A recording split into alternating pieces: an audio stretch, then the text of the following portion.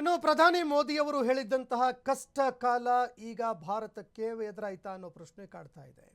ದೇಶದಲ್ಲಿ ಮತ್ತೆ ಲಾಕ್ಡೌನ್ನಂತಹ ದಿನಗಳು ಎದುರಾಗುತ್ತಾ? ಹಾಗಾದರೆ ಇಂಧನ ಮಿತವಾಗಿ ಬಳಕೆ ಮಾಡಿ, ಚಿನ್ನ ಖರೀದಿ ಮಾಡಬೇಡಿ ಅಂತ ಸೂಚನೆ ಕೊಟ್ಟಿದ್ರು.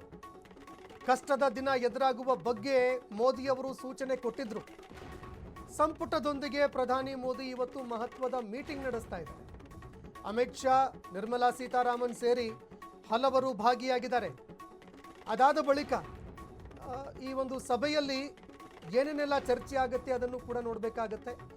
ಸಭೆ ಬಳಿಕ ಮಹತ್ವದ ವಿಚಾರಗಳನ್ನು ಪ್ರಧಾನಿ ಮೋದಿಯವರು ತಿಳಿಸ್ತಾರ ದೇಶಕ್ಕೆ.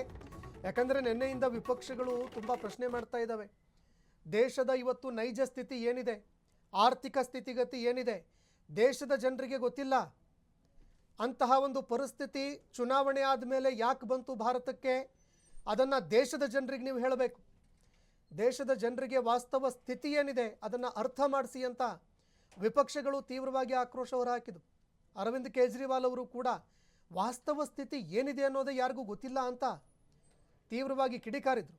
ಇದಾದ ನಂತರ ಇವತ್ತು ಸಭೆ ನಡೀತಾ ಇದೆ. ಮಿತವ್ಯಯಕ್ಕೆ ನಾಂದಿ ಹಾಡಿದ್ದಾರೆ ಪ್ರಧಾನಿ ಮೋದಿ ಅವರು. ಎಸ್ಪಿಜಿ ಭದ್ರತಾ ಪಡೆ ವಾಹನಗಳ ಸಂಖ್ಯೆ 50% ಕಡಿತ ಆಗಿದೆ. ಬಿಜೆಪಿ ಸಿಎಂಗಳಿಗೂ ಕೂಡ ಸೂಚನೆ ಕೊಟ್ಟಿದ್ದಾರೆ.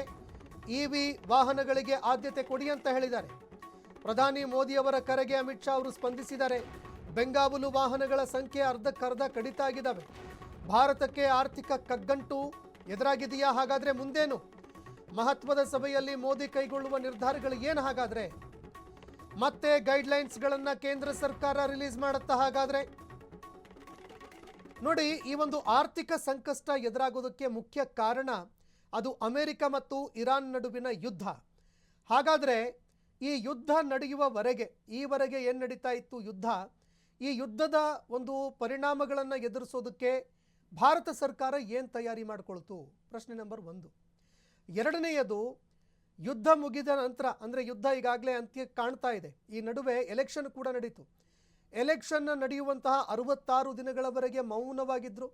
ಎಲೆಕ್ಷನ್ ಮುಗಿತಾ ಇದ್ದಂತೆ ಧುತ್ತಂತ ಈ ರೀತಿಯ ಒಂದು ಕ್ರಮಗಳನ್ನು ಕೈಗೊಳ್ಳೋದಕ್ಕೆ ಕಾರಣ ಏನು ಅನ್ನೋ ಪ್ರಶ್ನೆ ಕೂಡ ಇಲ್ಲಿ ಎದುರಾಗ್ತಾ ಇದೆ. ಇದೇ ಕಾರಣಕ್ಕೆ ಸದ್ಯದ ಸ್ಥಿತಿ ಏನಿದೆಯಪ್ಪ ದೇಶದ್ದು ಒಬ್ಬನೇ ಒಬ್ಬ ನಾಗರಿಕನಿಗೂ ಕೂಡ ಗೊತ್ತಿಲ್ಲ.